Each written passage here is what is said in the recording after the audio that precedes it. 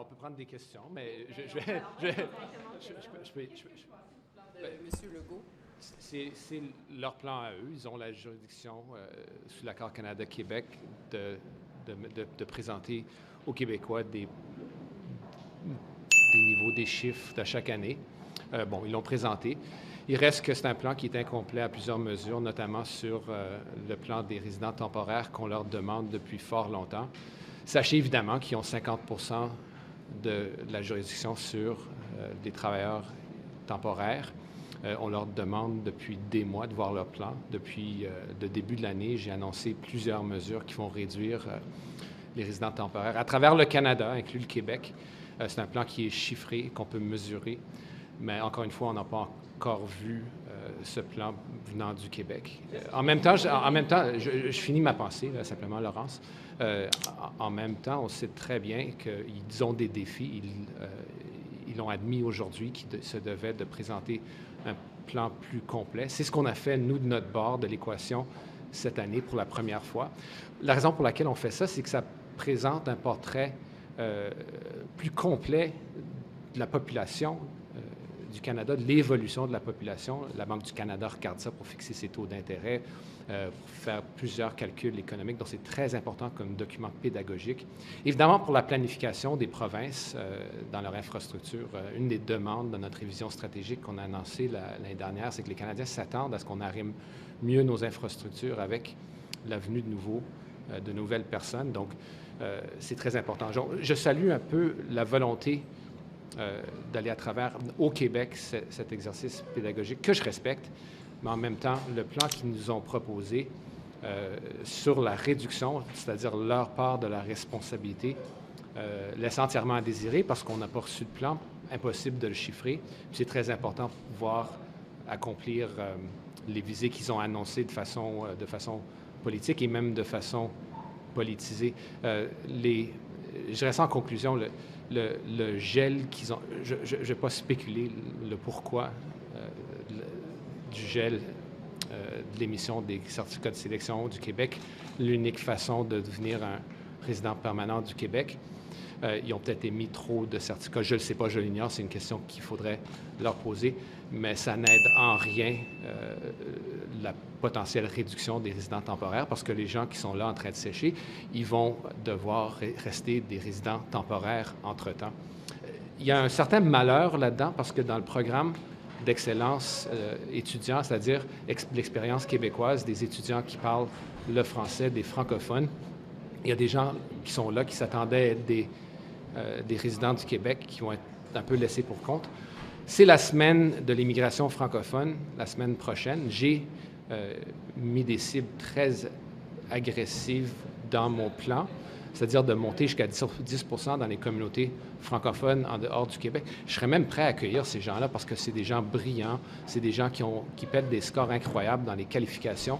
Donc, je ne vois pas pourquoi on ne les accueillerait pas en dehors du Québec parce qu'on a besoin de francophones dans les communautés en dehors du Québec. Donc, on pourrait le faire, mais c'est une piste de pensée. Francophones qui ne sont pas acceptés au Québec, aller ailleurs au Canada? Bien, il y a de la place.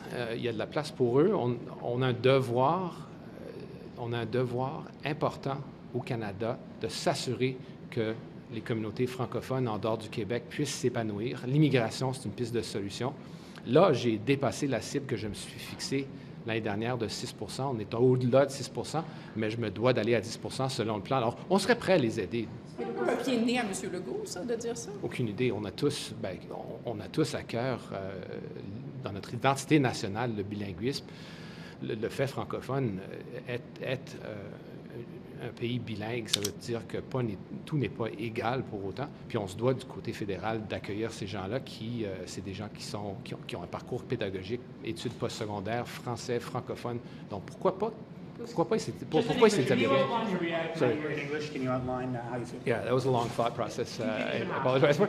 Look, for 30 years, Quebec has been able to fix its permanent residency rates, and that's something that they fought hard for the national identity of Quebec that I support.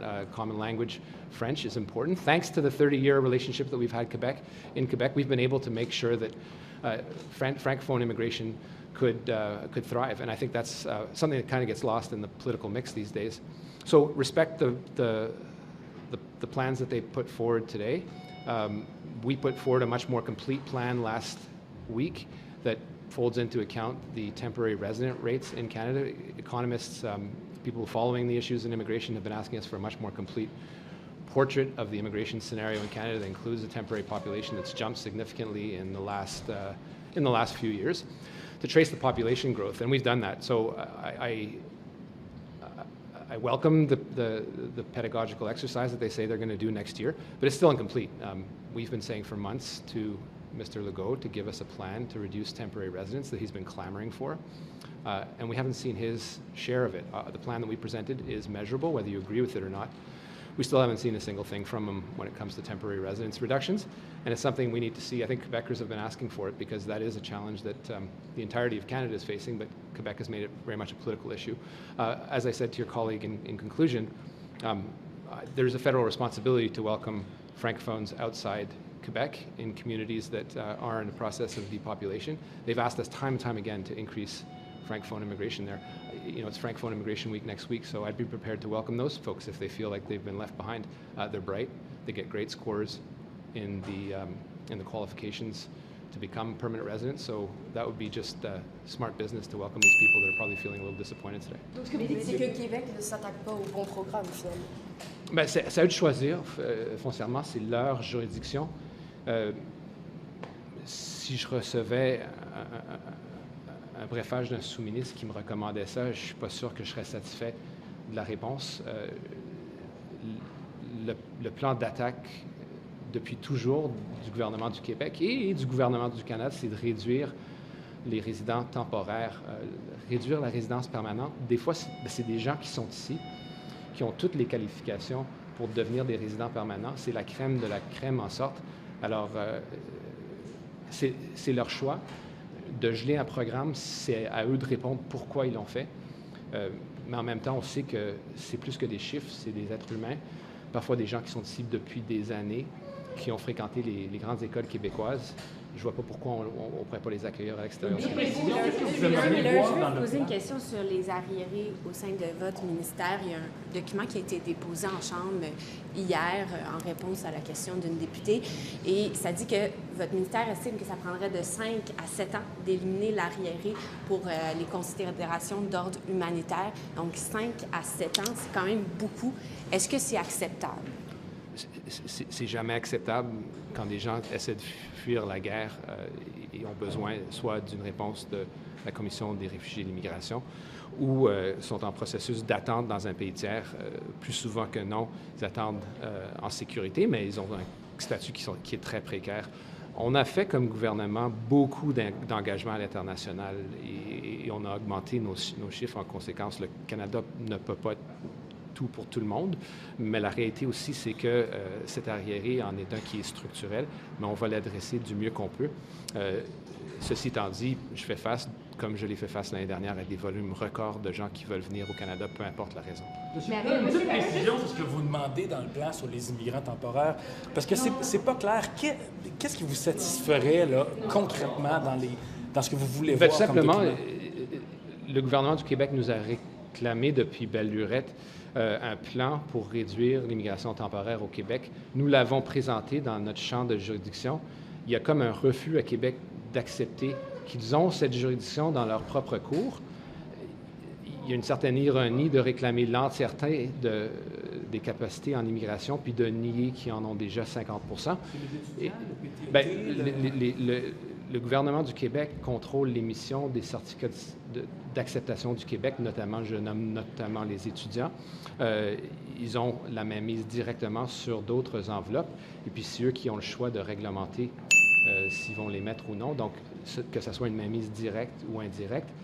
Et puis je vous invite d'ailleurs à consulter le travail excellent qui a été fait par Suzanne Colpron, par Sarah Champagne, deux journalistes excellentes dans le domaine, qui font l'état de la juridiction, notamment au niveau des chiffres. Ça montre très clairement qu'il y a au-delà de 50 % de cette juridiction qui est contrôlée par le Québec. Ils nous ont demandé un plan, on l'a présenté, on attend le leur, puis on ne l'a pas reçu, puis ça fait des mois qu'on l'a. Vous aussi, vous réduisez, attendez, juste vous aussi, non mais juste vous aussi, vous réduisez aussi les risques. Rafi, I'll just let Laurence finish your thought. Vous aussi, vous réduisez les cibles de résidence permanente. au Canada. Donc, c'est pas un peu ironique ou hypocrite d'attaquer M. Legault là-dessus, avec son moratoire? Parce que vous aussi, vous vous attaquez Bien, j'ai pas vu de réduction à date. Il faut regarder moratoire sur l'émission des CSQ. Ça peut dire, ça peut impliquer plusieurs choses. Ça peut dire qu'ils ont des arriérés à l'interne qu'ils essaient de régler. Je ne le sais pas. C'est une question à leur poser. En termes de réduction ou d'augmentation, ce serait vraiment quelque chose qu'il faudrait regarder en fonction du volume de la population. Les niveaux du Québec ont été toujours plus bas qu'en fonction de la population par rapport à ce que le Canada accorde par rapport à la population canadienne dans son total. Donc, il y a une question de volume dans les deux. Bien, ça dépend. Il faudrait comparer les populations respectives. Minister, your party finally had you ad out today, and Justin Trudeau is not named in it. Are you guys ashamed of your prime minister? Absolutely not. That's a ridiculous question. Why isn't he, like... I'm not in it. Sure, but you're not the prime minister. Merci.